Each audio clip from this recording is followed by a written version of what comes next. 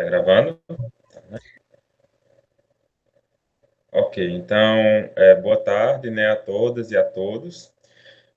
Seguindo aqui a programação do Círculo de Leituras em Filosofia, Política, História e Economia, né, hoje a gente tem a palestra intitulada A Questão Nordestina, uma abordagem gramsciana, e a palestrante de hoje é a Vila Vanderlei, possui graduação em Comunicação Social, Jornalismo pela UFPB, e que concluiu em 2012, né, e mestrado em Ciência Política e Relações Internacionais, também pela UFPB, né, com a dissertação A Questão Nordestina, Estado, Região e Futebol.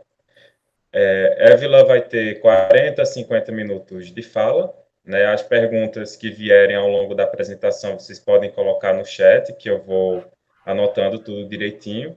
E quando a Évila terminar a apresentação, se alguém quiser se inscrever para para acrescentar alguma coisa, fazer uma pergunta, eu também vou estar anotando, tá certo? Ótima sessão a todas e a todos, e agora eu passo a palavra para a Évila. Obrigada, Augusto. Obrigada a todas e todos que estão aqui. Então, gente, só explicando que eu acabei esquecendo de colocar a pausa, né? Tive ontem um dia bem maluco, assim, uma crise de ansiedade, então aproveitando o Setembro Amarelo e falando para todo mundo se cuidar. E aí eu, nessa confusão, acabei esquecendo de colocar, mas aí eu vou colocar a pausa depois do ponto 3, porque fica certinho. Eu, apesar de ter pedido a Luciana para enviar esses dois textos, né, que dá um panorama da questão meridional e da questão nordestina, porque a questão nordestina é uma tentativa, né, uma tentativa, e espero que algo feito com sucesso, uma tradução da questão meridional. E aí, uma coisa que eu acho extremamente importante para a gente que estuda Gramsci é mostrar o quanto a questão meridional ela é um ponto fundamental para o Gramsci.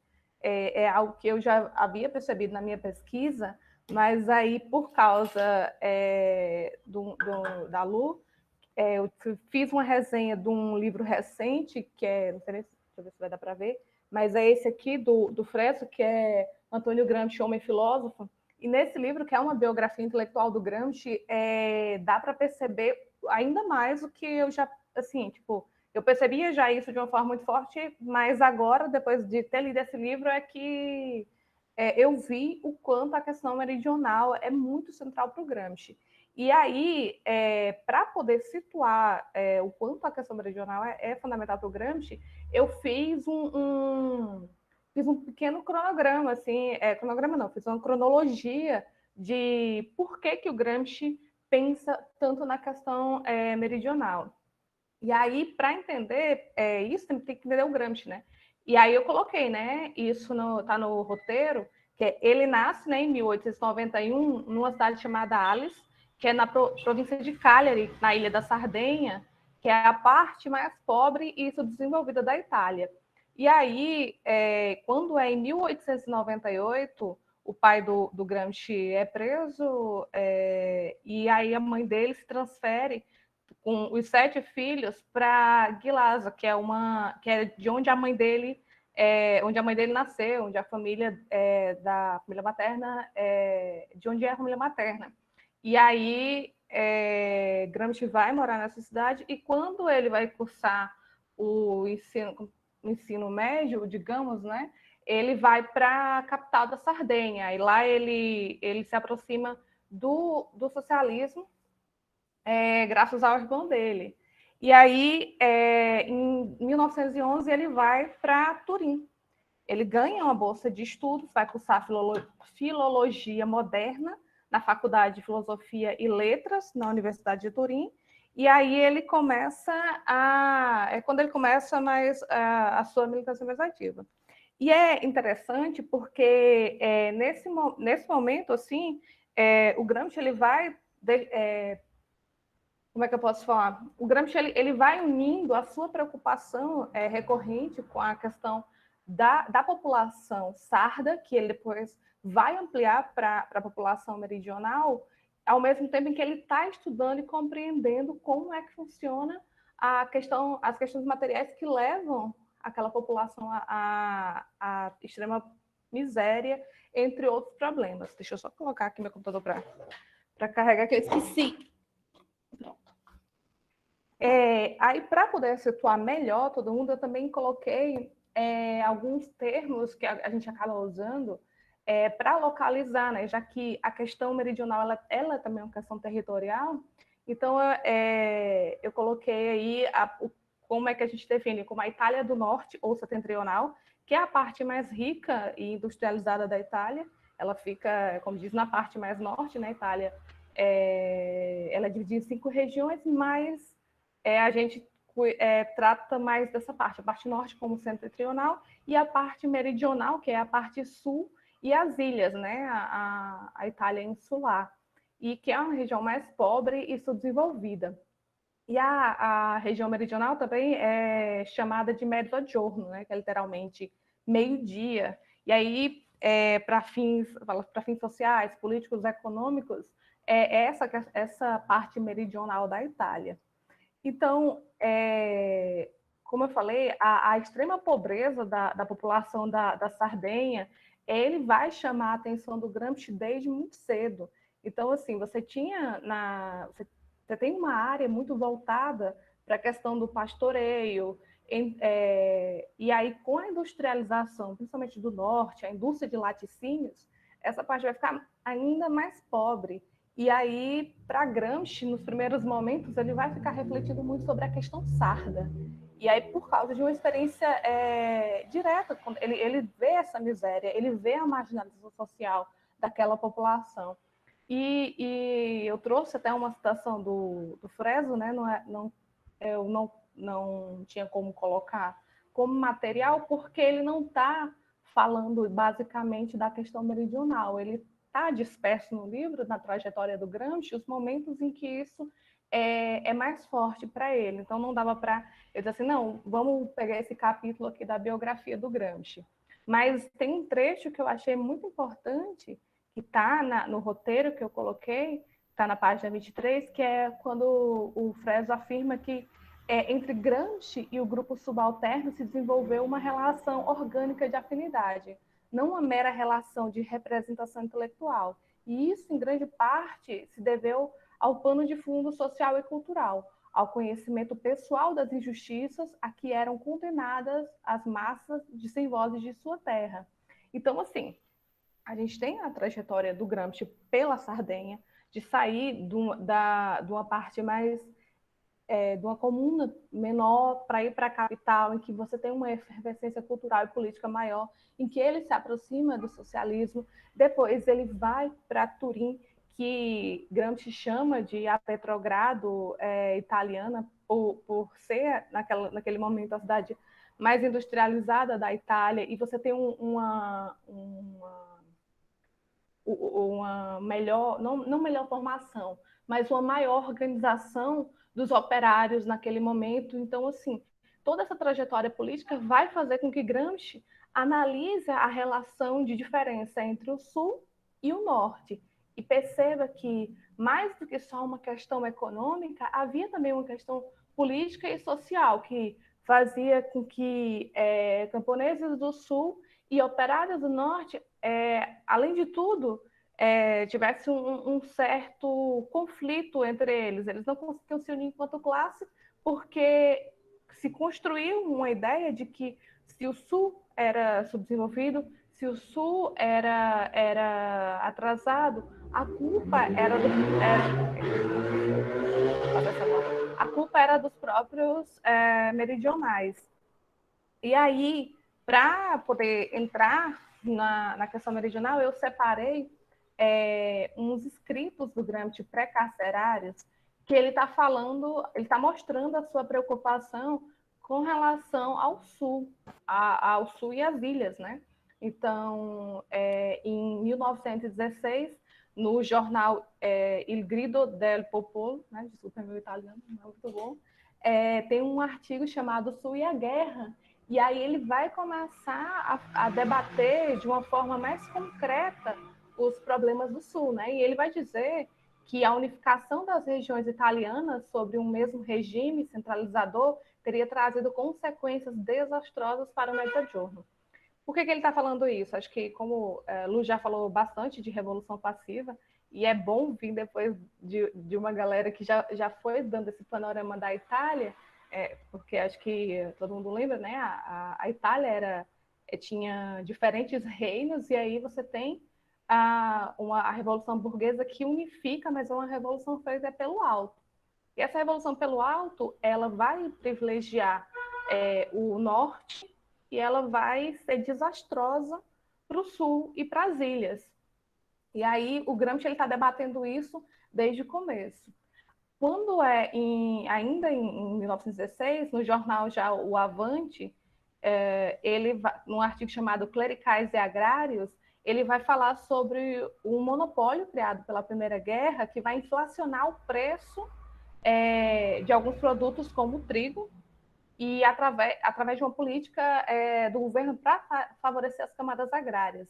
Então, assim, em muitos aspectos, você tinha um favorecimento maior dos industriais no norte, mas você também tinha um favorecimento ao bloco agrário da parte meridional da Itália. Enquanto isso, o povo vivia uma miséria extrema.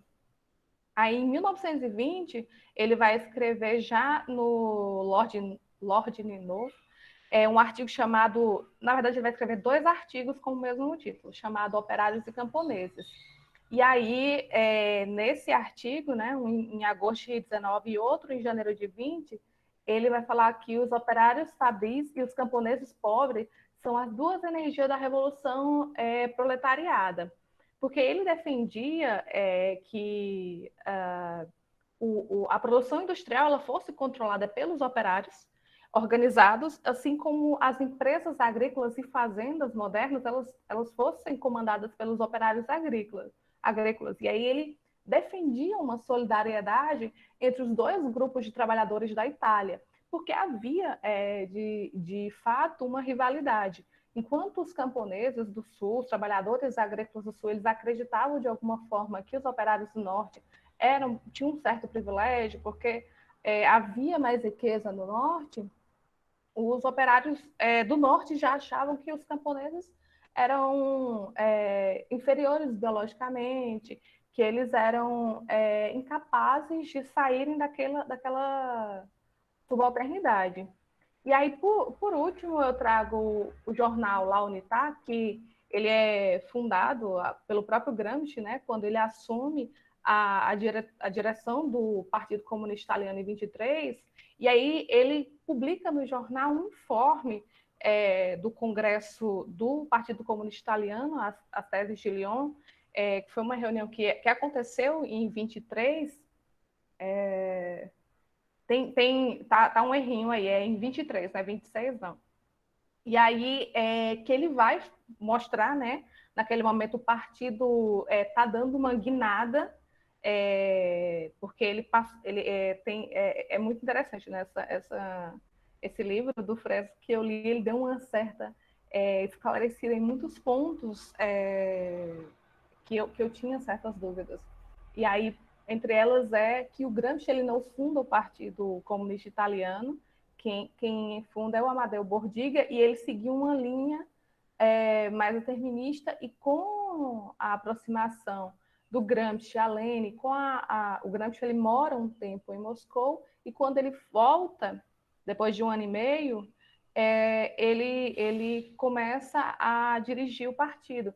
E uma das coisas que ele defende é uma união entre camponeses e operários, tanto que o nome do jornal, a ideia dele é de La Unità, a unidade, que é a unidade entre esses 2 trabalhadores. Ele está olhando muito para a questão dos trabalhadores agrários na Itália. E aí ele vai definir algumas diretrizes, né, para tentar resolver esse problema da questão agrária na Itália. E aí, até eu coloco no quadrinho, que eu acho extremamente importante, que é pensar que ao longo de uma década, né, de 1916 até 1926, né, através de escritos, mais diretos ou não, o Gramsci ele vai maturando os problemas da questão meridional, e isso vai culminar na escrita do principal texto dele até então, que é alguns temas sobre a questão meridional. Esse escrito ele é em resposta a um artigo da revista Quarto Stato, em que acho que é o Lespiga, eu não sei falar esse nome, que ele é o pseudônimo de um socialista chamado Tomás de Fiore, que ele faz uma crítica aos meridionais. Ele fala que os meridionais eram atrasados, o sul da Itália, as ilhas era atrasado por causa do povo. E o Gramsci vai e faz um artigo dizendo que até os comunistas têm essa visão completamente equivocada. Então, assim, isso é uma questão construída para pensar que há um atraso e, ao mesmo tempo, em que esconde os problemas reais causados pelo capitalismo e pela Revolução Passiva na Itália. Mas é interessante falar que esse artigo ele não é publicado pelo Gramsci, né? O Gramsci ele é preso em novembro de 26, enquanto ele escrevia o artigo, e aí esse artigo ele só é publicado após a sua morte. E aí até tem uma discussão se o Gramsci ele realmente terminou esse artigo ou não, porque como ele é preso no mesmo tempo que está escrevendo, então não se sabe se ele teria concluído o artigo. Mas, independente disso, o artigo ele é muito importante porque ele é o artigo mais redondinho, mais completo em relação às primeiras ideias desenvolvidas pelo Gramsci, que ele vai se aprofundar já no cárcere, né? E aí, já nesse artigo, um dos fatos abordados pelo Gramsci é o preconceito difundido contra a população do Mezzogiorno, que era considerada biologicamente inferior, que era frequentemente culpada pelo atraso econômico da região, pela desigualdade da Itália. E aí eu separei um trecho, que acho que esse trecho ele é fundamental para entender o que o Gramsci está falando sobre o preconceito contra o Mezzogiorno, que é bastante conhecida a ideologia difundida de forma capilar pelos propagandistas da burguesia entre as massas do norte e o sul, as massas do norte, né? O sul é a bola de chumbo que impede os progressos mais rápidos do desenvolvimento civil da Itália. Os meridionais são seres biologicamente inferiores, semibárbaros ou bárbaros completos. Por destino natural, se o sul é atrasado, a culpa não é do sistema capitalista ou de qualquer outra causa histórica, mas sim da natureza, que fez os meridionais poltrões, incapazes, criminosos, bárbaros, compensando esta sorte. Desculpa a leitura que eu estou ceguinha, acho que preciso fazer o exame de vista. Deixa eu só dar uma aumentada na letra. Que fez meridionais poltrões incapazes, criminosos, bárbaros, compensando esta sorte ingrata com a explosão puramente individual de grandes gênios que são como palmeiras solitárias num árido e estéril deserto. Enfim, é aqui que ele vai falar já como os meridionais são vistos. E aí, voltando, eu fiz essa introdução mais ou menos para a gente entender o contexto que o Gramsci está, né, se encontrando para partir para a questão meridional, que aí tem no texto da Lu, que é um texto muito interessante, falando como se constrói a questão meridional, como o Gramsci vai desenvolver depois outros vai desenvolver lá no caderno 25 uma categoria sobre o subalterno, e é muito importante a gente conseguir entender isso, porque como a gente está numa sociedade capitalista, em um mundo capitalista, em muitos aspectos, os países, a geografia do globo, de forma geral, ela está formada em centros e periferias. Então, a gente partindo dessa ideia da Itália, de que dentro da própria Itália há um centro e há uma periferia, a gente consegue fazer essa tradução, por exemplo, para o Brasil, de que nós temos um centro e nós temos uma periferia. nós temos algumas periferias, né? E a periferia, nesse caso que eu me foquei, foi o Nordeste, porque ele tem uma característica muito parecida com o Mezzogiorno, que eu vou falar um pouco mais na frente. E aí, partindo para o texto da Lu, né? Que ela vai falar sobre a questão meridional e a unificação italiana. Então, assim, nos escritos do Gramsci, né, ele já, como eu disse, ele vai afirmar que a unificação da Itália causou efeitos nefastos para a parte meridional e vantagens para a setentrional. O efeito foi a imigração de todo o dinheiro líquido do sul para o norte, com o fim de encontrar rendimentos maiores e mais imediatos na indústria. Então, assim, houve um escoamento dos recursos do sul para o norte, gerando assim pobreza e estagnação econômica, social e política da parte meridional. Teve um protecionismo industrial na parte setentrional, elevando os custos de vida dos camponeses e grande miséria da população do Mezzogiorno. Então, entre as consequências mais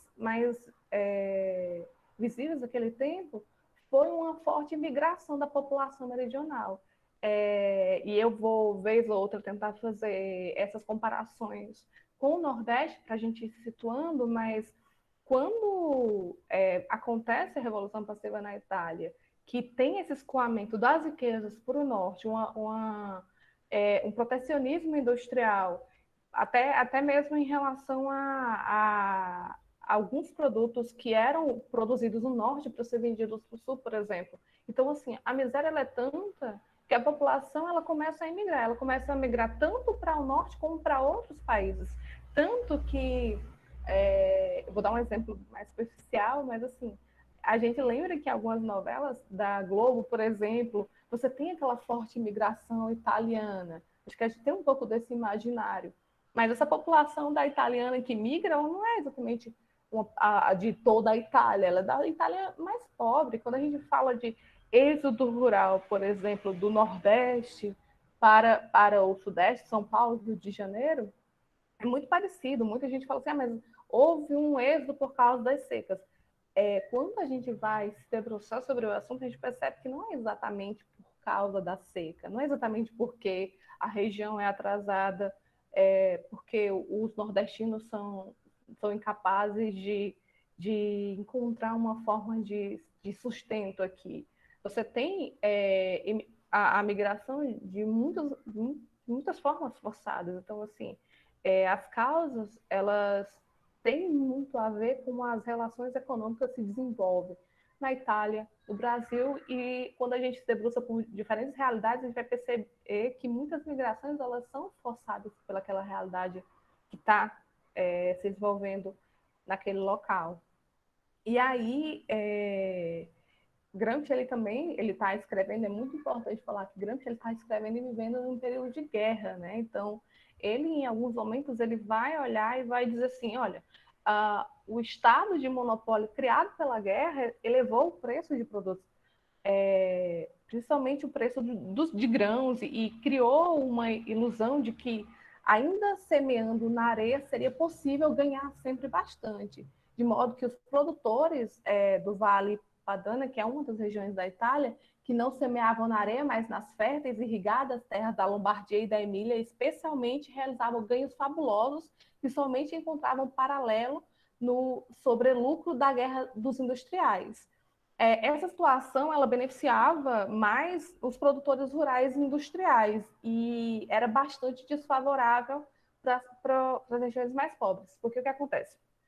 A Itália, nesse momento de guerra, ela vai começar a aumentar o preço dos grãos e ela vai, só que nem toda região conseguia produzir determinados grãos da mesma forma, porque você tinha algumas partes muito férteis e tinha outras mais áridas, mas ela não olhava, o Estado não olhava para isso com diferenciação, então ela pagava um valor muito alto para quem produzisse.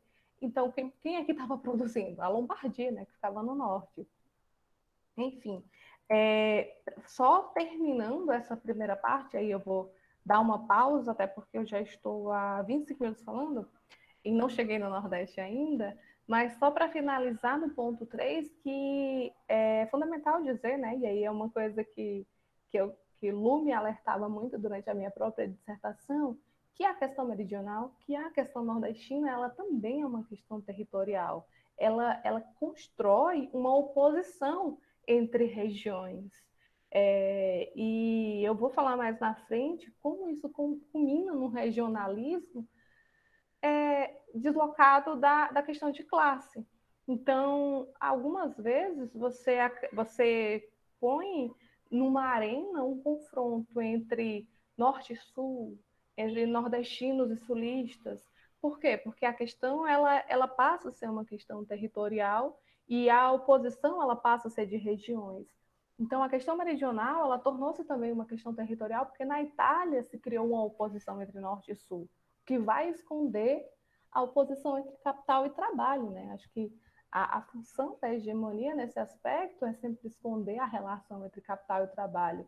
E aí você produz, entre ambas as partes, preconceitos que são extremamente úteis à dominação burguesa.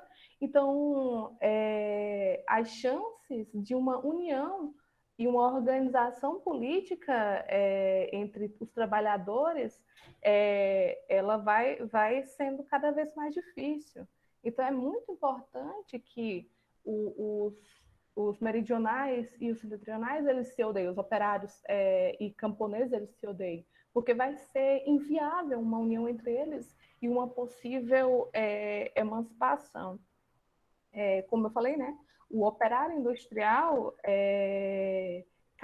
de acordo com Gramsci, capitulando a propaganda burguesa, ele acreditava que o Mezzogiorno seria a bola de chuva que se oporia aos mais grandiosos desenvolvimentos da economia nacional. E aí, não tem a pausa, mas assim, se alguém tiver alguma pergunta agora, alguma dúvida, pode falar, gente, porque aí eu vou entrar nessa partezinha do caderno 25 para entrar no Nordeste e a gente partir para o fim, se tudo der certo. Tem mais Então, perguntas? Évila, aqui está bem suave, assim, em questão de dúvidas, né? Só e Sebastião e Matheus que fizeram uns acréscimos aqui ao longo da apresentação. Matheus dizendo que no capítulo 1 da terceira parte do livro, Diane debate diretamente o tema da questão meridional. E, além disso, Sebastião ele fala trabalho do capitalismo feito com muita eficiência, ao destruir a consciência de classe entre os campesinos e os operários, destruindo sua capacidade de resistência. Né? Dúvidas até agora não apareceu nenhuma, então se alguém quiser ligar o microfone para fazê-la, se não, tu pode seguir a apresentação. Perfeito. Professora, por gentileza, tá ouvindo? Eu sou a Sim. professora? Professora. Tá tudo certo. Não, tranquilo. Eu ia perguntar se, eu não sei se tem a ver, mas eu queria saber se você ia comentar. É que eu li faz muito tempo e eu nem conhecia muito a obra do Gramsci sobre o Josué de Castro. Ele pensa bastante a questão do Nordeste, se tem alguma associação que vai comentar ou não. Eu fiquei curioso, assim, quando você começou a falar, me lembrou muito, mas eu não tenho certeza essa brisa minha que é bem possível. Eu Tem um confesso histórico a você que eu não sou profunda conhecedora do José de Castro, então Sim. eu trabalho mais com outros autores nordestinos que estão falando do Nordeste, porque o José de Castro, até onde eu sei, ele está falando sobre geografia da fome, está falando como a fome como um sintoma biológico de um problema social, mas eu não conheço, eu não parei para ler, para ver até onde eu consigo associar o Gramsci com o Josué de Castro. Então, assim, eu conheço o Celso Furtado, Chico de Oliveira, esses nordestinos. Se aí quiser perguntar sobre Celso Furtado, Chico de Oliveira, nós estamos aqui. Josué de Castro, eu confesso que eu não consegui ler, porque, olha, eu li muita coisa, né? A Luciana está aqui de prova que ela cortou, assim, muitas páginas da minha dissertação, senão ela ia ter umas 300 páginas. Ela não deixou eu ler tudo que eu queria, ela falou, concentra. Então, eu não li José de Castro, mas é algo que eu ainda vou ler quando o tempo assim permitir. Mas voltando, para a questão meridional e a categoria do subalterno, por que eu coloquei essa partezinha? Porque em 34 ele vai escrever o caderno 25, né, que é intitulado As Margens da História, Histórias dos Grupos Sociais Subalternos. E aí, nesse caderno, ele vai aprofundar o que ele já vinha falando sobre a questão meridional.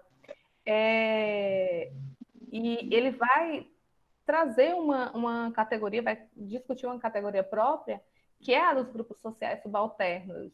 E é bem legal porque ele vai além das categorias de operário, trabalhador. O Gramsci ele vai pensar que mesmo dentro do grupo de operários, de trabalhadores, você tem diferenciações, não é uma massa padrão, homogênea, você tem diferenciações.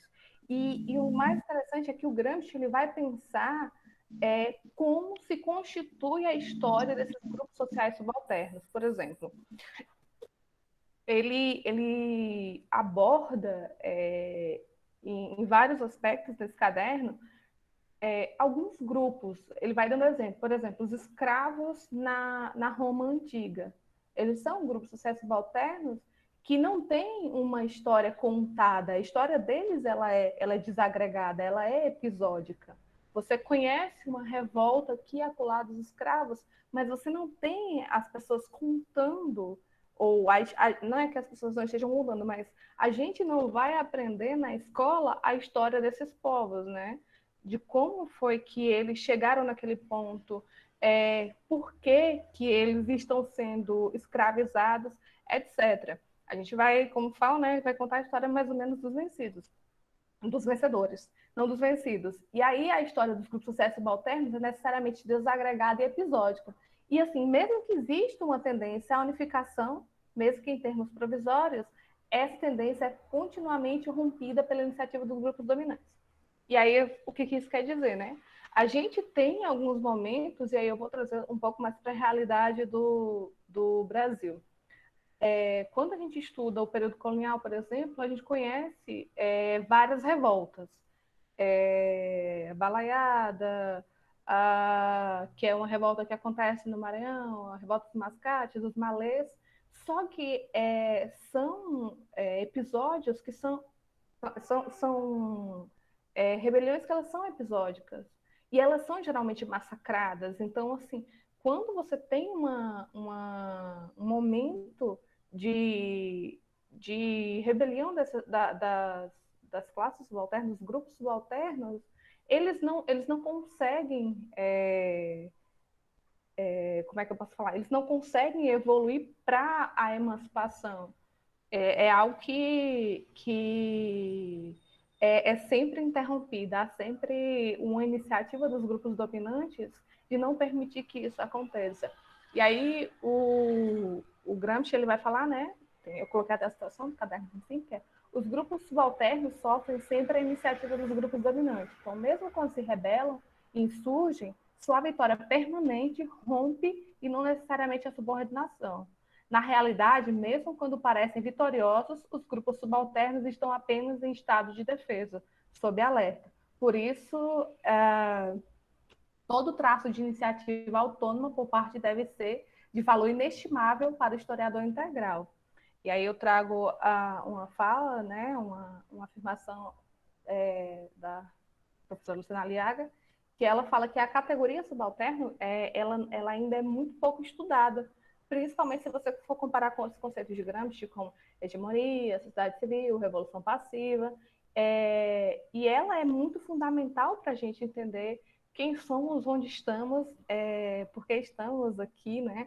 E aí, principalmente nós que somos mais do que trabalhadores, eu não estudo o conceito de identidade, eu não trabalho muito com identidade, mas nós temos múltiplas identidades, né? Então, assim, a gente é trabalhador, a gente é nordestino, eu sou mulher, você tem o LGBT, você tem o preto, então, assim, o indígena, você tem vários grupos que eles precisam ser estudados à luz das suas próprias opressões, dos seus momentos de luta e da iniciativa dos grupos, de como a iniciativa dos grupos dominantes ela vai se portar desses diferentes grupos. E aí, nesse aspecto, pensando o que é a questão meridional, como Gramsci pensa a questão meridional, o que são os grupos sociais subalternos, que eu entro na questão nordestina, porque eu vou pensar o Nordeste como uma oposição, vou pensar ele como uma questão territorial, mas como um grupo social subalterno, porque a gente não está só pensando a relação capital-trabalho aqui, a gente está pensando só o trabalhador versus o burguês, porque há elites e trabalhadores aqui no Nordeste. Mas quando você pensa o Nordeste, quando eu falo você, não é gente, né? Mas quando se pensa o Nordeste, você entende o Nordeste como se fosse uma massa só. O nordestino ele vai sofrer o preconceito porque ele é considerado um tipo social. Então, assim, independente da classe social em que você esteja, o pensamento sobre o Nordeste e o nordestino, ele é um só. E ele contribui para que o trabalhador nordestino, ele pense que o seu rival é o sudestino, o sulista, não o burguês. Porque você consegue construir um imaginário em que o nosso inimigo ele não é o capital. Nosso inimigo ele é um inimigo regional. A oposição que a gente faz dentro do Nordeste não é contra quem está a classe dominante. A gente pensa que o nosso inimigo ele é o outro que faz parte de outra região e ele é preconceituoso, é xenofóbico com a gente. A mesma forma, o pessoal que está no Sudeste, ele acha que o nordestino é o problema do Brasil, ele é a bola de chumbo que vai levar que faz o Brasil ser atrasado.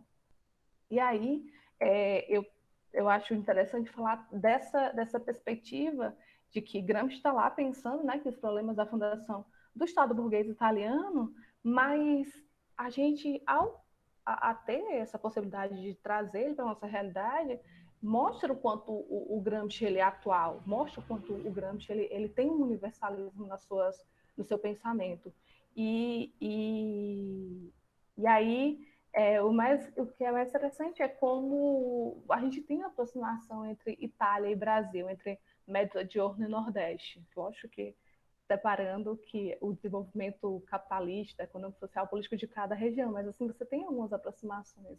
E por isso é possível fazer uma tradução dos conceitos do pensamento gramsciano para usar e compreender a realidade do Nordeste. Eu sei que eu estou me aproximando dos 40 minutos, mas eu já estou quase terminando aqui, espero. Mas, assim, eu só trouxe, eu nem vou entrar muito nisso, mas eu trouxe o verbete da tradutibilidade, porque eu acho muito importante a gente entender que como a gente pode fazer a tradução, fazer essa análise sem ser de uma forma mecânica. A gente pode trazer o pensamento do Gramsci e analisar a nossa sociedade sem necessariamente a gente fazer assim, tentando encaixar uma realidade na outra. A gente tem as nossas diferenças, a gente tem as aproximações, mas o fato da obra do Gramsci ser bastante universalista, ela permite que a gente compreenda as várias realidades a partir dela, mas eu deixei aqui esse textinho para que a gente possa refletir sobre a questão de tradutibilidade, que a gente pode até debater em outro momento. Como eu já estou um pouco além do meu tempo, aí eu não vou entrar muito, mas eu deixei da prática ler e refletir melhor. Enfim, entrando no Nordeste, né? O Nordeste está para o Brasil, assim como o Mezzogiorno está para a Itália, na relação de exploração de ambas as regiões pelas classes dominantes do centro-sul brasileiro e do norte italiano. E aí a gente tem o desenvolvimento de uma das regiões, o atraso de outra, a gente tem essa ideia de modernidade em uma das regiões e o arcaico na outra, mas, como estou falando, são ideias.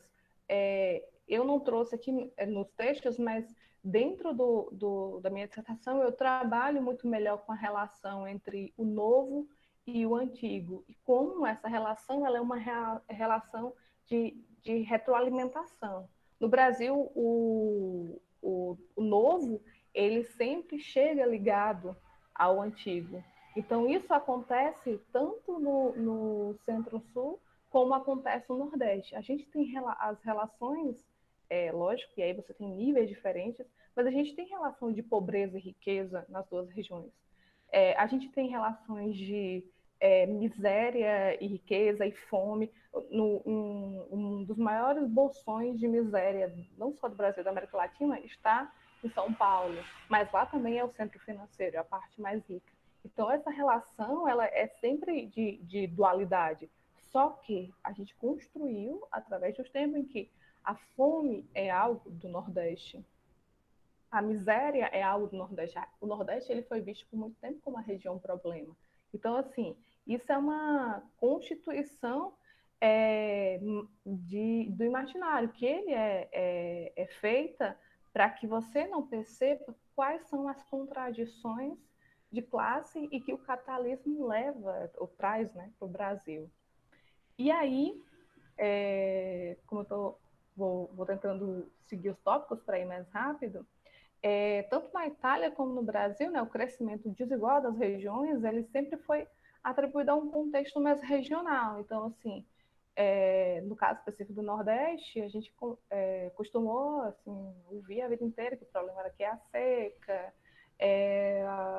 a crise do açúcar, a falência da economia açucareira, e também a população, que era biologicamente inferior. E você não debate qual é o problema agrário no Nordeste, você não debate como foi a ocupação dos sertões, por exemplo. Se fala muito de seca, e aí eu tenho que deixar claro que são problemas reais, a seca é realmente um problema real, só que o Celso Furtado já vai dizer isso, né? Que o problema não é necessariamente a seca, mas a cerca. A seca ela é um fenômeno climático que ele sempre existiu aqui. E quando você tem a ocupação dos sertões, juntamente com o extermínio das populações do sertão, né? O sertão ele era ocupado por índios, até onde eu sei, cariris, que eles eram mais digamos, rebeldes, eles não tinham o mesmo tipo de forma de lidar com a invasão do Brasil como os potiguaras e tabajaras. Eu estou falando mais necessariamente da Paraíba, né? Que isso foi algo que eu vim estudando já depois da dissertação. E ao passo que os indígenas do interior, eles não tinham essa mesma a mesma inclinação a negociações, eles eram mais de embates, então eles foram massacrados.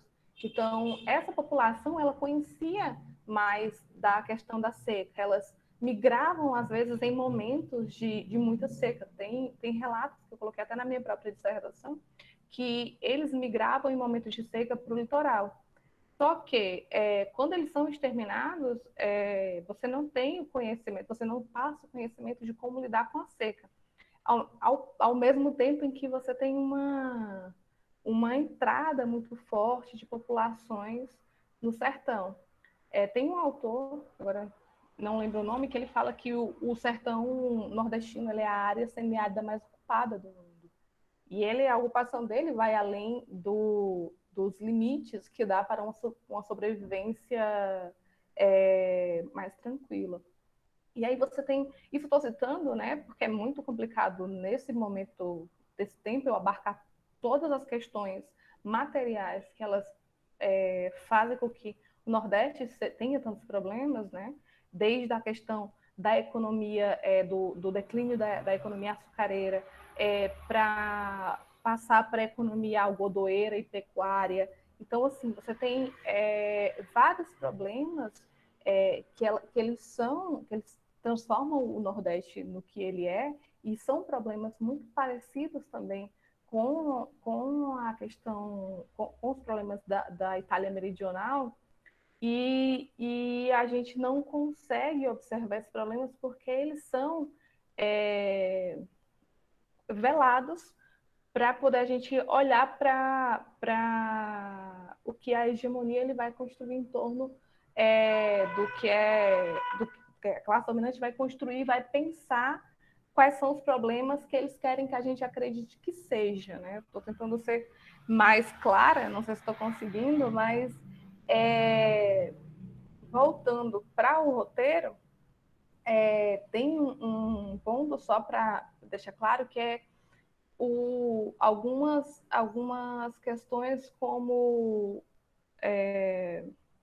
um costume que o Gramsci vai destacar, que é de você, ao invés de ver as origens de determinados acontecimentos, por exemplo, lá tem a história de um sujeito chamado Davi Lazzaretti, que ele era uma espécie, né, de Antônio Conselheiro da Itália. Então, ele vai juntando algumas pessoas de forma muito com o Conselheiro em Canudos,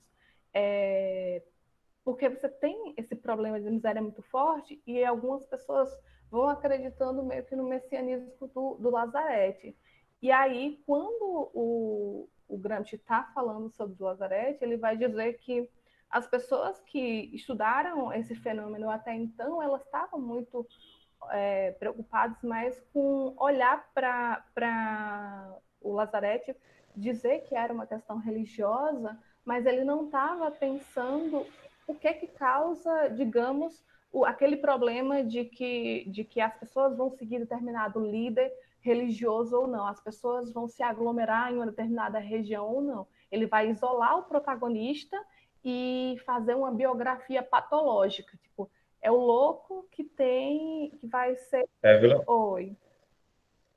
só faltam uns 5 minutinhos, vice? Uhum. Mas eu já estou chegando no finalzinho. Tá bom. E ele é o louco que vai ser seguido por outras pessoas. Então, assim, é sempre explicações restritivas, individuais, folclóricas, patológicas, e não necessariamente elas vão ter uma origem concreta. É sempre muito ligada a algo mais folclórico. E aí, voltando para a questão Nordeste, né? Para finalizar, só fazer uma diferenciação entre fatores políticos, econômicos e fatores socioculturais, e falando um pouco de que o Nordeste, entre muitos problemas do Nordeste, né, você vai ter a cristalização dos mesmos grupos no poder, né? Você vai ter a formação de oligarquias, a concentração de terras, o nosso chamado problema agrário. A gente vai ter a superexploração das forças de trabalho.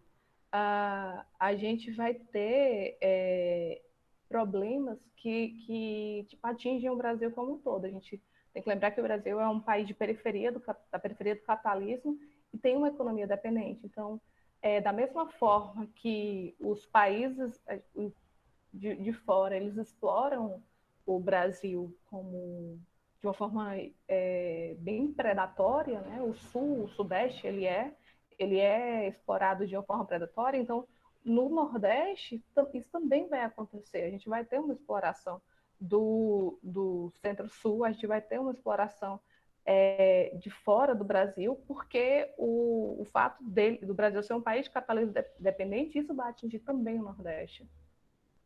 E aí, outro fator econômico que eu já citei é o declínio da economia do açúcar.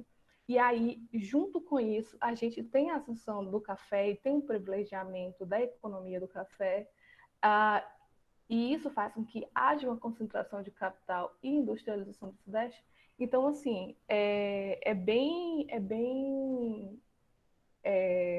o fato de você ter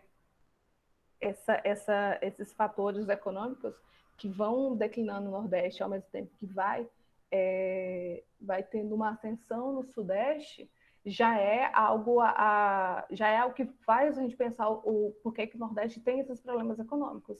Mas um fator que, e aí eu defendo na minha própria dissertação, que é crucial, que é a Revolução Burguesa no Brasil. Quando você, em 1930, tem a Revolução Burguesa no Brasil, com Vargas, que destrói, acima de tudo, a política dos governadores e tenta centralizar tudo no eixo ele tenta centralizar no Rio de Janeiro, mas ele consegue fazer um acordo com os industriais de São Paulo. Então, você tem essa centralidade em Rio, São Paulo. Então, quando ele começa a construir essa centralidade, ele começa a privilegiar e a construir realmente esse centro. E o restante da periferia, ela acaba sofrendo com isso. Como eu disse, tem coisas que a gente não consegue explicar em 40, 50 minutos, né? Mas talvez seja importante em algum momento a gente depois debater a Revolução Burguesa no Brasil e como a Revolução Burguesa no Brasil vai ser do mesmo jeito que Gramsci disse, vai ser terrível a Revolução na Itália, a unificação do Estado italiano vai ser terrível para o Sul, a unificação, não a unificação, mas a Revolução Burguesa no Brasil também vai ser terrível para o Nordeste. E vai ser responsável por construir uma subalternidade do Nordeste para com o Centro-Sul. Então, o Centro-Sul ele vai se tornar o centro, ele vai se tornar hegemônico. As atividades econômicas elas vão ser melhor desenvolvidas nessa parte do país, porque a classe dominante do país ela vai estar localizada nessa região, a burguesia brasileira. Existem as burguesias brasileiras, né? Mas a burguesia brasileira que tem dado as cartas no Brasil, ela vai estar localizada lá. Então, assim, você tem uma intervenção do Estado que vai ser em prol da manutenção das estruturas que já eram uma estrutura de caixas no Brasil e ela vai se fortalecer e ser uma estrutura de classes que vai privilegiar um pequeno grupo e aí a gente vai propagar uma ideia de inferioridade dos povos que não estão localizados naquela região, que é a central do país. Como eu disse, eu estou falando de Nordeste, e aí eu já vou concluir, mas isso também vai acontecer com o Norte. Eu não vou me debruçar porque eu não tinha como estudar o Norte, mas isso acontece em outras regiões. E isso é muito graças aos aparelhos privados de hegemonia e aos intelectuais enquanto funcionários para a construção de um consenso. Então, assim, a gente vai construir ao mesmo tempo a imagem de um Nordeste que é um local de miséria, atraso, seca, os nordestinos com um só, né? Você tem 9 estados, mas o sotaque é o mesmo, todos os nordestinos têm o mesmo biotipo, e isso eu falo porque quando você tem alguém que é loiro, do olho azul, que é nordestino, tenho amigos que são loiros de olhos azuis que vão para o sul e as pessoas estranham porque ele é nordestino e ele é loiro, porque todo nordestino é moreno, é preto. E aí você tem a representação caricata de nordestinos em produções artísticas, novelas, séries, filmes, livros. Você tem e isso vai causar xenofobia, né, contra os nordestinos em muitos aspectos. E aí eu cheguei a finalizar, eu cheguei a falar na minha dissertação sobre como isso atinge o futebol e como isso faz com que a gente do Nordeste torça tanto para times de fora, para mostrar como essa hegemonia do Centro-Sul ela nos atinge. E aí, em alguns momentos, causando xenofobia de quem está lá, dos torcedores lá, para com a gente.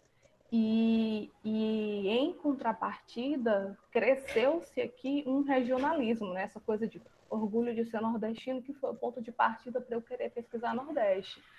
Só que é um regionalismo que ele é deslocado da questão de classe. Então, assim, para finalizar, de verdade agora, eu deixo essa provocação de que a gente tem um crescimento de organizações de nordestinos, assim, de várias organizações. Eu mesma faço parte, acho que de umas 3. Uma delas é a Torcidas Antifascistas do Nordeste, que por ser mais torcida antifascista é mais uma galera que é mais ligada à questão de classe, a maior parte é comunista, mas também tem um podcast que eu faço parte, que é o Baião de Dois, que é um podcast que é só galera do Nordeste, que aí você tem comunistas, mas é a minoria, e tem um outro que é um grupo de estudos de pesquisadores só sobre o Nordeste, que está se formando agora, é uma rede. Então, assim, cada vez mais você tem grupos tentando formar o Nordeste sendo o ponto de partida. Então, pesquisadores do Nordeste, o critério só pode entrar nordestino. torcedores de times do Nordeste, o critério só pode ser times do Nordeste. Comunicadores do Nordeste, todos têm que torcer para um time do Nordeste. Então, assim, só que até que ponto isso só fortalecer uma identidade? Até que ponto isso pode ser uma forma de buscar a emancipação do subalterno? Então, eu fico aqui finalizo assim, desculpa a demora. Mas, enfim, eu sou prolixa, gente, desculpa. Então, Évila, já parabenizando, né, a exposição, a clareza da exposição e a atualidade da discussão, né, muito boa mesmo. A gente tem 2 inscrições aqui, né, Luciana se inscreveu e Sebastião também, então eu passo a palavra para a Luciana. Bom, Évila, engrossando o coro aí do Augusto, né, quero te dar parabéns. Eu sou suspeita para dizer, né, um pouco corujice minha, mas o trabalho da Évila é muito bom, gente. Depois que tiver a versão final, eu queria que a Évila disponibilizasse para eu mandar para o grupo, porque ela é muito pouco tempo mesmo, 50 minutos é só um aperitivo para a gente ficar com vontade demais, né?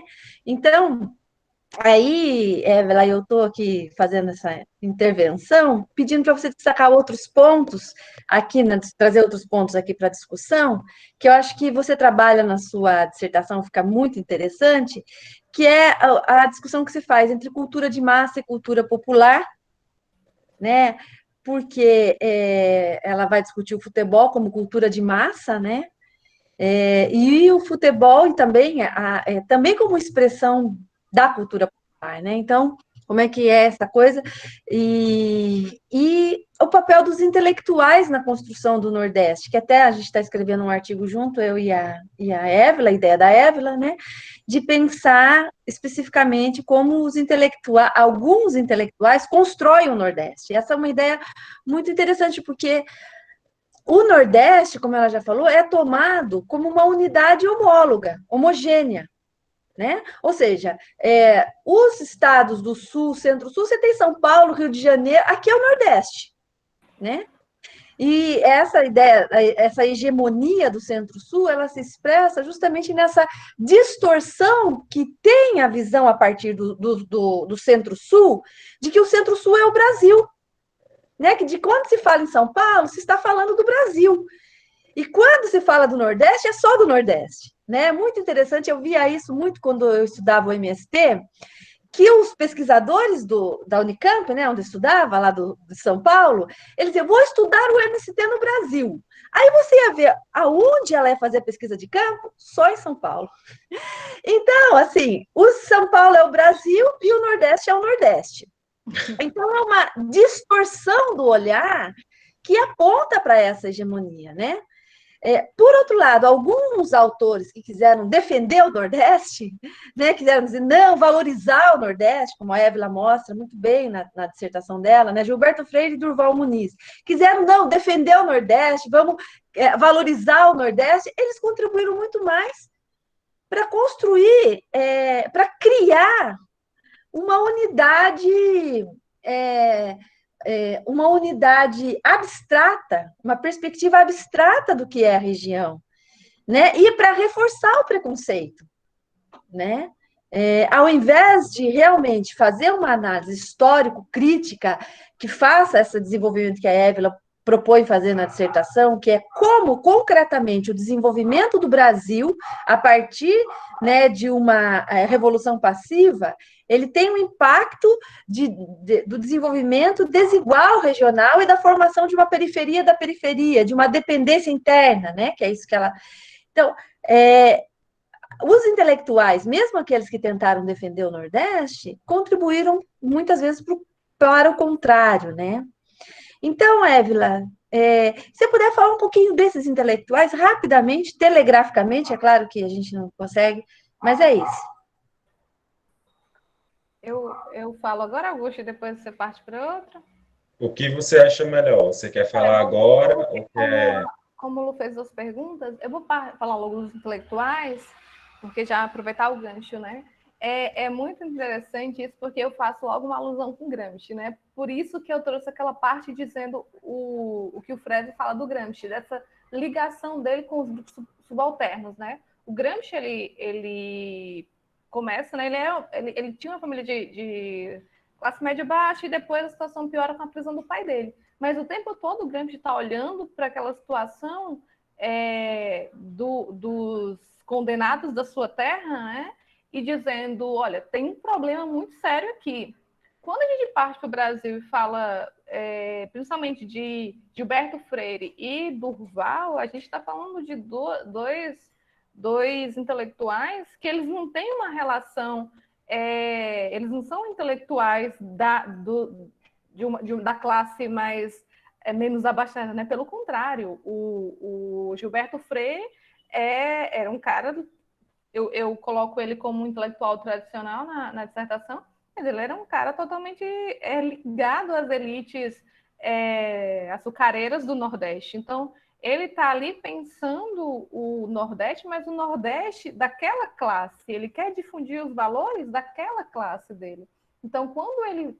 E é até interessante falar isso, porque muita gente acha que muito graças ao Durval Muniz, que o Gilberto Freire ele contribui para pensar o Nordeste das secas e tudo mais. Mas não, o Gilberto ele consegue dividir bem o Nordeste e, digamos, dois Nordestes.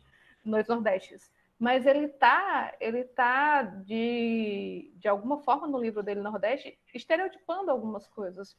Porque ele é um intelectual tradicional, ele é um conservador. Então, os valores que ele está defendendo é de um Nordeste mais arcaico, dos bailes, das elites açucareiras. Quando ele vai falar em um manifesto regionalista, que ele defende determinados costumes, ele está falando ele é extremamente machista, né? É importante salientar.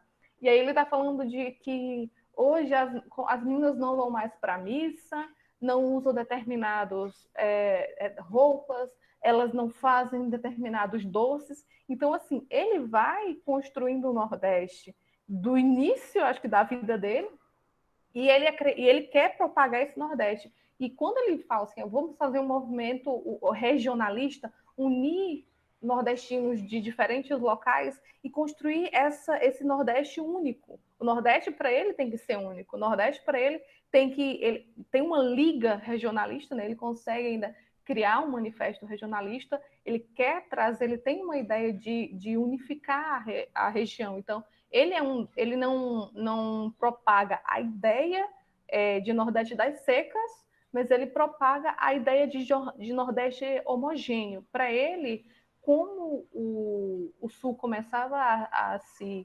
desenvolver, você tinha a Semana de Arte Moderna, os modernistas, ele era totalmente contrário à Semana de Arte Moderna de São Paulo, né? Ele fazia uma oposição gigantesca aos modernistas, porque ele era tradicional, ele era conservador, então ele acreditava muito que os valores anteriores eram os valores que deveriam ser seguidos, e a forma como ele defenderia isso era unindo os diferentes lugares do Nordeste para isso.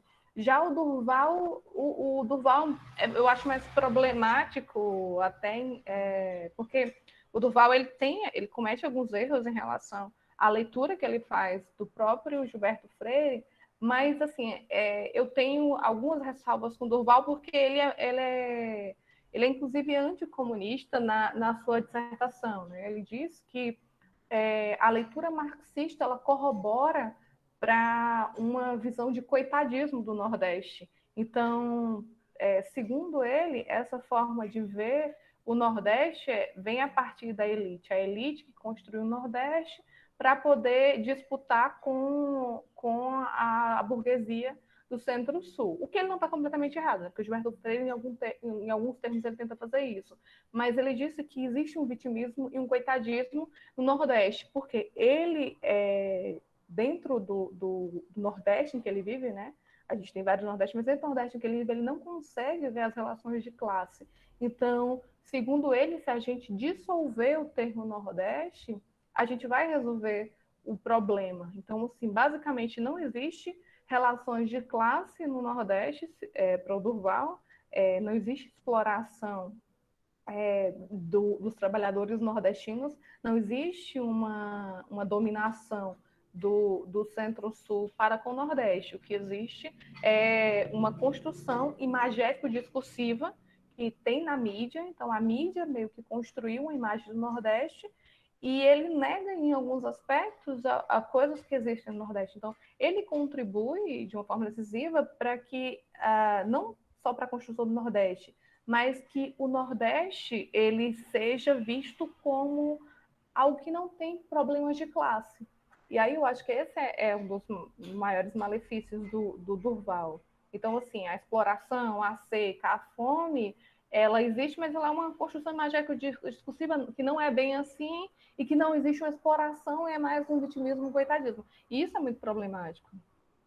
A outra pergunta com relação à cultura de massa e cultura popular, com o futebol, e aí vai ser bem mais difícil você resumir isso, mas eu uso um autor que é da comunicação, que é o Jesus Martin Barbeiro. E ele faz toda uma construção de como a cultura popular ela vira uma cultura de massas, né? E ele liga isso, é muito bom que ele liga isso à fundação de estados modernos pelo mundo. Ele vai falando sobre como antes da chamada globalização, você tinha culturas em diferentes... Lógico que ele também fala sobre a colonização e imperialismo nisso, mas ele está olhando para a França, para a Espanha, logo do início da industrialização, ele está dizendo, olha, você tem aqui o cordel na Espanha, você tem a literatura de folhetim na França, que ela começa sendo algo mais de cultura popular. Não era nos grandes salões das elites, dos reis que você tinha o romance de folhetim. Você tinha eram histórias narradas pelas pessoas do interior da França. As pessoas não sabiam ler, então aquela pessoa que sabia ler, ele pegava o livro e ele lia para uma boa parte da comunidade. Então, aquilo era muito presente na cultura popular. Você reproduzir histórias. Só que, com o passar do tempo e com a fundação do Estado moderno, percebeu-se que seria lucrativo você transformar o romance de folhetim, por exemplo, em algo que fosse... que ultrapassasse essas pequenas cidades, as pequenas comunas, que ele se propagasse para a França inteira. E isso vai acontecer com o cordel, isso vai acontecer com o folhetim, isso vai acontecer com a música. Então, assim, coisas que eram muito particulares de determinadas cidades, seria muito mais lucrativo que elas ultrapassassem aquelas cidades, e isso, com a centralização de governos, seria muito mais fácil, de você centraliza e depois você propaga. E isso acontece com o futebol também. O futebol ele era algo muito mais restrito, ele era algo muito popular. Então, você tem isso em muitos aspectos da cultura popular, né? Eu tô tentando trazer o cordel, o folhetim, para dizer o popular, ele é tudo que é do povo, né? Pelo menos de uma forma genérica a gente pode dizer isso. Então, a gente tem, quando a gente vai estudar como se desenvolvia culturas para algumas populações, você tem isso de que é algo que era daquele povo, ele vai ser apropriado e ele depois vão achar uma forma de lucrar com ele, ele vai ser propagado. E o futebol ele começa como algo que era jogado pelas classes mais baixas da Inglaterra, né? Como a gente conhece hoje, ele vem da Inglaterra. E ele funcionava muitas vezes como forma de protesto também. Quando começam os cercamentos na Inglaterra, para quem não sabe, a forma como a Inglaterra se industrializa, ela é terrível. Você tinha as pessoas no campo e para poder elas virarem uma massa operária, você começa a cercar as terras na Inglaterra e expulsar aquelas pessoas para que elas comecem a ir para as cidades. Então, quando você começa a cercar as terras, algumas vezes eles marcavam a partida de futebol para tal local para ir lá e derrubar as cercas.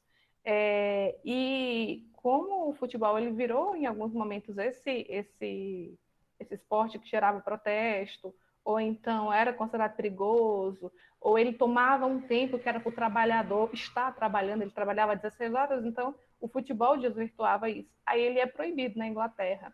Ele só volta a ser aceito quando as escolas da aristocracia têm um pequeno problema, que é os estudantes, filhos da aristocracia, começam a estuprar as mulheres que estão ao redor, começam a ser violentas, porque as escolas elas eram distantes, né? Eram como internatos. E aí, nessas cidades, os estudantes fugiam, estupravam mulheres, batiam nos moradores. Então, para poder segurar o ímpeto daqueles jovens adolescentes de boas famílias, eles levam o futebol e eles começam a estabelecer algumas normas. Com isso, o futebol é apropriado pelas elites e ele passa a ser não só aceito, como ele começa a ser propagado. E ele é propagado junto com outras expressões da cultura inglesa. Então, ele é propagado para os países em que a Inglaterra vai dominando, né? E no Brasil ele chega dessa forma, ele chega como um esporte da aristocracia brasileira e vai se propagando porque o povo começa a se interessar também. Então ele não vai conseguir nesse aspecto manter o povo longe do futebol. E aí quando eu vou trabalhar isso, que voltando para o barbeiro a gente costuma olhar de uma forma muito preconceituosa para a cultura de massa, como se não houvesse, em muitos aspectos, uma resistência popular, como se não fosse. E aí costuma se separar. A cultura popular, né, é algo bonito, é lindo, é algo mais restrito, e a cultura de massas ele é terrível. Isso também, lógico, tem a ajuda da Escola de Frankfurt, que vai fazer uma crítica à indústria cultural e à cultura de massas de uma forma até meio elitista. Vai dizer que a cultura de massas é algo que é como se fosse, mas assim, não existe uma intelectualidade na cultura de massa, só uma massa que consegue ser, qual é o termo? Que consegue, ela é induzida, ela não pensa. E isso é falso. Você, dentro da cultura de massa, você tem vários movimentos de resistência. Por exemplo, dentro do futebol, que é algo da cultura de massa, você tem movimentos políticos, você tem torcidas progressistas, você tem torcidas antifascistas. Então, assim, entender que a cultura de massa ela faz parte ela tem dentro dela uma cultura popular, e a cultura popular ela também tem aspectos influenciados da cultura de massa, ela não é algo puro. Não dá para você olhar para a cultura popular, não, olha, assim, a cultura popular é linda, ela é pura, ela não tem nenhuma influência da hegemonia vigente na sociedade, ela está ali como dentro da bolha dela, protegida. Não existe isso. A cultura popular, ela tem influência da cultura hegemônica, ela tem influência da cultura de massa. A cultura de massa tem aspectos da cultura popular. E aí isso serve, acho que, para a música, para o cinema, e eu trabalho isso voltado mais para o futebol. Então, assim, esse é o debate que eu faço entre cultura popular e cultura de massas. Espero ter claro. Então, Sebastião, ele faz aqui no chat, né?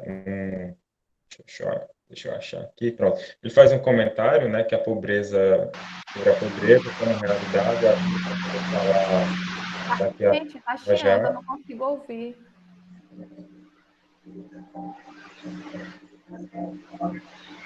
Então, É porque o Sebastião está com o microfone aberto, tem que fechar todo mundo o microfone para não chiar quando você fala. está me escutando? Então, eu estava falando aqui, né, que no chat tem alguns comentários, né? Sebastião está falando da pobreza como que ela existe por culpa também da glamorização por parte da intelectualidade hegemônica, a qual interessa a sua permanência, né? Ele se inscreveu, ele vai poder falar melhor sobre isso, né? E Raíssa também, ela teve que sair, mas ela disse que achou muito interessante como você traz isso tudo para o futebol, né? Algo que é tão cotidiano do brasileiro. Então, pedindo também o link do podcast, né? E Clara não tem microfone, né? Então por isso que ela escreveu no chat. Ela fez uma pergunta, mas a Liaga respondeu. Vou fazer mesmo assim, porque se tiver outras indicações, né? Ela pede uma indicação de leitura sobre subalternos, que traga Gramsci e as ideias de privilegiado e marginalizado, opressor e oprimido, dominante e subordinado, né? Agora eu passo a palavra para Sebastião. Boa tarde a todos e a todas. Estão me ouvindo? Boa tarde, tá certo. Sim, primeiramente, parabenizar a Évila pela fala dela, coesa, dinâmica e com conhecimento de causa. Eu me debruço aqui sobre a questão meridional. A questão meridional parece ser um fenômeno assim quase que universal. Todo o país convive com essa questão. Regiões pobres do sul, regiões pobres do lado meridional e regiões ricas do lado setentrional, assim como ocorreu nos Estados Unidos, né? E em outras partes do mundo. A pergunta é: a burguesia ela usa uma ferramenta muito eficiente, usa da própria literatura para glamourizar a pobreza e fazer com que ela permaneça sempre. Por exemplos, na obra Grandes Sertões Veredas, do Euclides da Cunha, ele começa logo: o sertanejo é, antes de tudo, o forte. A história do próprio Antônio Conselheiro, com aquele povo todo sendo manobrado. O próprio aquele romance Vidas Secas, de Graciliano Ramos, coloca aquela família de migrantes, né? E aí, entre a resignação, né? E a resistência.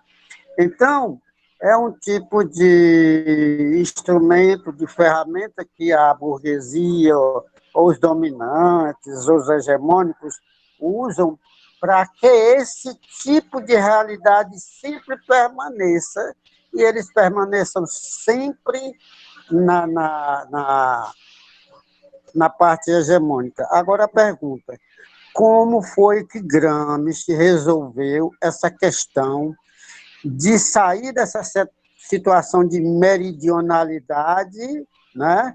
E as desigualdades fossem diminuídas e algo como a educação e as riquezas fossem universalizadas?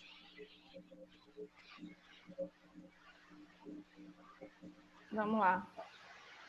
Vamos ver se é só para a primeira coisa que o Augusto pediram a questão de dica de leitura de subalternidade.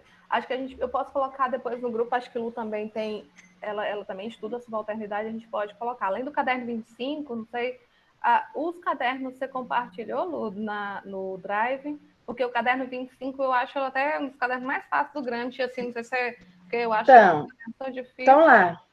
Porque o caderno 25 ele é excelente, assim, apesar de serem notas e tudo mais, é tranquilo. E depois tem textos do Semerário, tem um texto do Semerário que eu acho muito bom sobre subalternidade. Aí a gente tem textos da Lu também sobre subalternidade que são muito bons. Eu tenho uma parte da minha dissertação que é só um capítulo sobre subalternidade, eu posso colocar também. Isso eu acho que dá para colocar no grupo, se você tiver no grupo, ou então a gente dá um jeitinho. Évila, e tem o dicionário gramsciano, né? Que tem o verbete subalternidade, né? Que também está lá no Drive. Perfeito. Olha aí, não vai faltar assuntos, não vai faltar material sobre subalternidade. Em relação à pergunta do Sebastião, isso de glamorizar a pobreza é algo que vem, eu acho que até é engraçado isso, né? Mas eu acho que uma das formas de glamorizar a pobreza, se é que eu acho que existe isso, é algo que vem, acho que antes mesmo da burguesia, né? A gente tem uma tradição E aí eu estou falando mais em relação a tentar trabalhar a questão dos aparelhos privados de hegemonia. A religião ela tem esse papel importante dessa coisa de é mais fácil um camelo passar por dentro de uma agulha do que um rico ganhar o reino dos céus. E aí você propaga todo esse ideário de que é bom ser pobre e é ruim ser rico para você manter a dominação. Eu não vou entrar muito nesse aspecto, Sebastião, porque eu não estudo como a religião influencia diretamente, intelectualmente também, para a dominação, embora eu tenha um pouco de leitura e sei que isso ajuda. Então, eu não vou entrar muito na questão da pobreza, mas eu vou falar um pouco da literatura das secas, já que você citou. Eu acho que o texto, eu até falo isso, o texto do Euclides da Cunha, que fala que o sertanejo é sobretudo um forte, ele é de os sertões, não é de grandes sertões veredas, não, acho que é de sertões.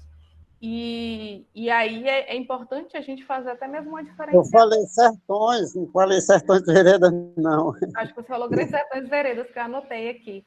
Mas, tudo bem, acho que você confundiu. Mas, assim, é importante a gente falar que a literatura das secas, ela foi apropriada em muitos aspectos para poder você difundir uma ideia de sertão. Isso não significa que a culpa é necessariamente da própria literatura. O Graciliano Ramos, ele é um autor fundamental para descrever uma realidade que ela existe.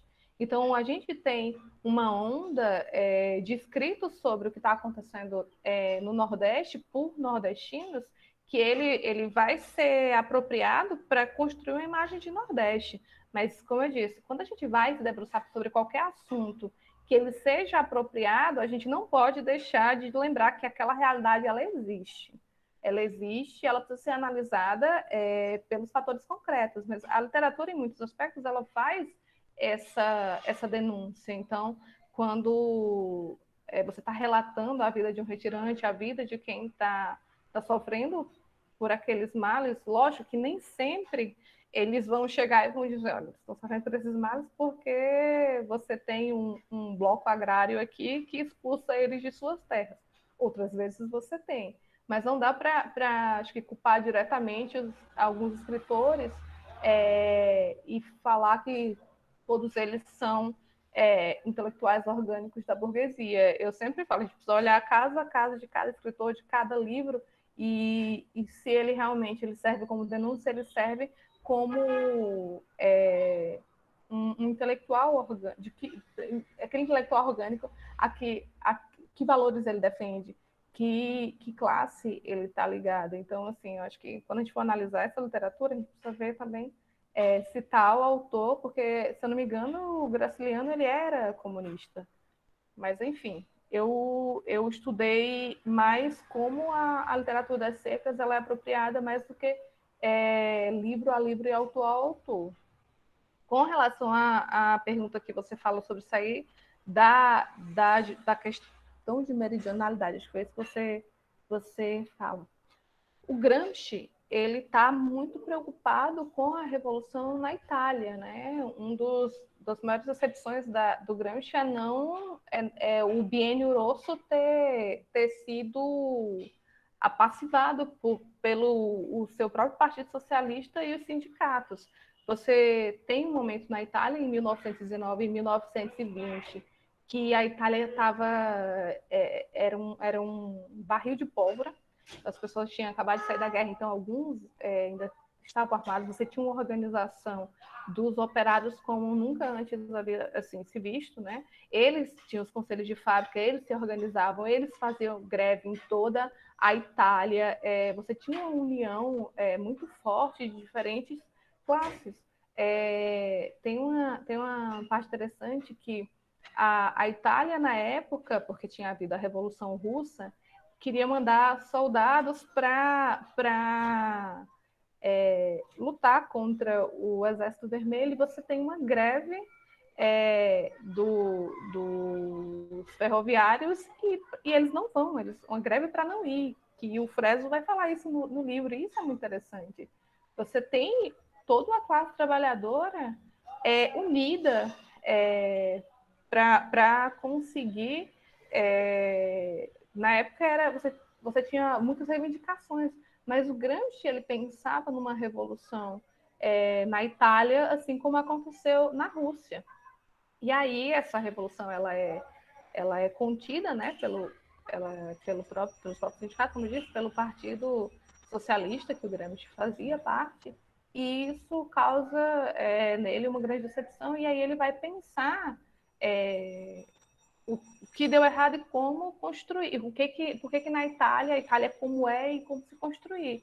E quando ele está em 1923 fundando o jornal La Unità e está propondo nas teses de Lyon que se pense uma unidade entre camponeses e operários, é nesse sentido. Ele vai expor o que é a questão meridional, né, o problema em que o que deixou a parte meridional da Itália tão pobre, para que as pessoas tenham ciência e parem de olhar, que os operários parem de olhar para os meridionais como um problema, que os meridionais parem de olhar para os operários como um problema. E aí, é através dessa união, algo que parecido talvez com o Biênio Rosso, que vai construir uma revolução na Itália.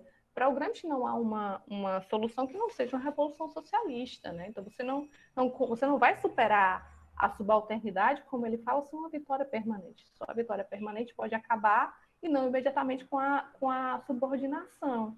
Então essa vitória permanente, ela passa diretamente por uma revolução. E é uma solução que acho que todo socialista comunista defende, né? Você encontra o problema e a solução é óbvio. Não dá para você dar uma receita de bolo, olha, a revolução precisa ser construída assim, assim, assado. Mas acho que uma coisa que é fundamental a gente precisa unir a classe trabalhadora. Porque a classe trabalhadora, na maior parte das vezes, ela é colocada uma contra a outra. E aí eu falo, quando eu trago para falar de Nordeste, eu percebo dentro dos grupos de Nordeste que eu participo o ódio dos nordestinos aos sulistas. Tipo, as pessoas odeiam porque você é alvo de preconceito o tempo inteiro. Então, o que eu escuto muito é, vamos separar o Nordeste. E aí eu tenho que entrar e dizer assim, olha, separar o Nordeste não vai trazer a solução, porque aqui ainda tem burguesia. O problema não é isso. O problema não são os trabalhadores do Sul, Sudeste, Centro-Oeste. O problema é o capital. Como é que a gente transforma... como é que a gente traz a solução? A gente tem que fazer a revolução. Então é simples. Não é simples. Mas é isso. Tá certo. Eu perguntei aqui se alguém tinha mais questões, ninguém respondeu, então eu já vou agradecendo pela apresentação, foi muito boa, muito engrandecedora realmente. Queria também parabenizar a professora Luciana, que teve contratempo, né, no começo da reunião, e ela agiu de forma muito elegante, muito serena, e já encontrou a solução para o problema dentro de 5 minutos, e a gente conseguiu começar a tempo, né? Então, tenho que registrar também meus parabéns à palestrante e à coordenadora do Círculo de Leituras. Então, agora eu passo a palavra para a Luciana, que tem alguns informes para fazer, né? E o coordenador também, foi impecável, elegantíssimo. Gente, só avisar vocês, acho que a maioria de vocês está sabendo, que agora está acontecendo uma reunião chamada por diversos grupos e movimentos, o que eu participo, que é o Cordel, também chamou, o FPB para Todos, que é a Organização dos Estudantes, também chamou, a UFPB, a do FPB, então, o conjunto de entidades aqui da nossa universidade chamou uma reunião agora, à tarde, já está acontecendo, já deve ter começado, para discutir a nossa autonomia, ou seja, para a gente se preparar para o enfrentamento de um possível interventor, e mesmo para tentar não ter um interventor, né? Vocês sabem que acabamos de passar pela uma eleição da nova reitoria, né? A chapa 2 foi eleita, mas nós temos aí a iminência, né, da nomeação por um governo autoritário que muito provavelmente não nomeará a chapa eleita.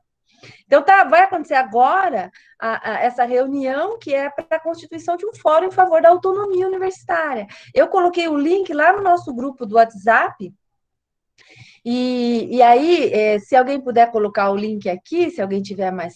mas se alguém não tiver o link, eu posso colocar aqui daqui a pouco.